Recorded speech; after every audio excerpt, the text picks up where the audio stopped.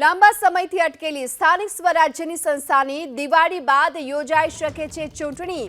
ત્યારે સરકારે હાલમાં તો અત્યારથી જ સ્થાનિક સ્વરાજ્યની સંસ્થાઓની ચૂંટણી સંદર્ભે તૈયારીઓ પણ શરૂ કરી દીધી છે।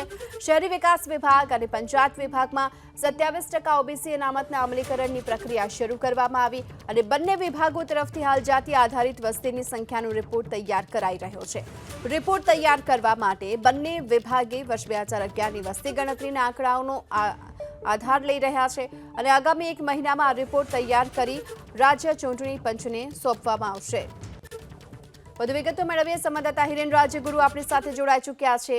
હિરેન, સરકારે હાલ સ્થાનિક સ્વરાજ્યની ચૂંટણીને લઈ તૈયારીઓ પણ શરૂ કરી છે, શું અપડેટ?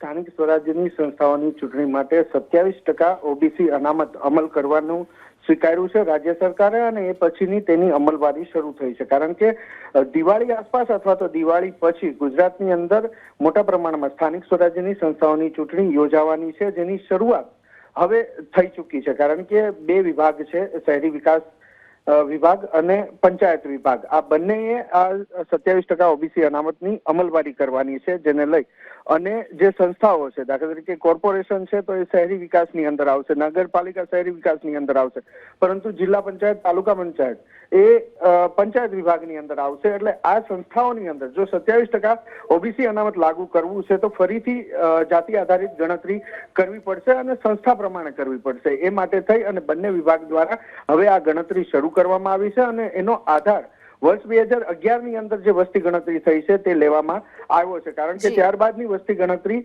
કોરોનાના કારણે હજી સુધી થઈ નથી શકી, એટલે જૂનો જે રિપોર્ટ છે વસ્તી ગણતરી છે 2011ની તેનો આધાર બનાવવામાં આવ્યો છે। પરંતુ સૌથી મહત્વપૂર્ણ બાબત છે કે 27% ઓબીસી અનામતની વાત છે, પરંતુ એ સંસ્થા પ્રમાણે એની ટકાવારી અલગ અલગ જશે।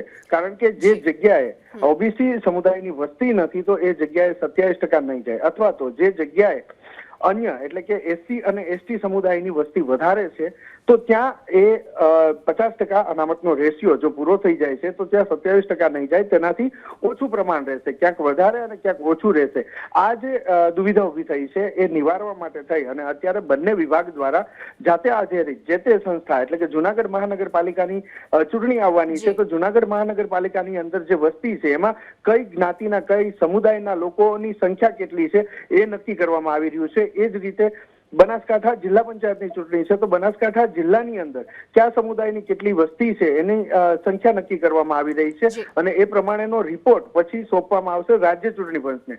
રાજ્ય ચૂંટણી પંચ નક્કી કરશે કે જે તે જિલ્લાની અંદર એટલે કે જે તે સંસ્થાની અંદર કોર્પોરેશન હોય, નગરપાલિકા હોય, તાલુકા કે જિલ્લા પંચાયત, તો એની અંદર કેટલા ટકા ઓબીસી અનામત રહેશે અને એ કઈ બેઠક રહેશે એનું એક લિસ્ટ તૈયાર કરવામાં આવશે। પરંતુ અત્યારે જે પ્રક્રિયા હાથ ધરવામાં આવી છે એ શહેરી વિકાસ વિભાગ અને પંચાયત વિભાગ દ્વારા માત્ર ને માત્ર જનસંખ્યા જાતિ આધારિત ગણવાનું નક્કી કર્યું છે અને ત્યારબાદની પ્રક્રિયા આગળ ચાલશે। જો કે આ પ્રક્રિયા પૂરી કરવામાં એકાદ મહિનો લાગે એ પ્રકારેની માહિતી પણ હાલ મળી રહી છે। હિરેન, આભાર આપનો આ સમગ્ર માહિતી બદલ। એટલે કે શહેરી વિકાસ વિભાગ અને પંચાયત વિભાગ કે બંને વિભાગોએ હાલ તો એક વસ્તીની સંખ્યાના આધાર પર એક રિપોર્ટ તૈયાર કર્યો છે અને ટૂંક સમયમાં સરકારને સોંપાશે।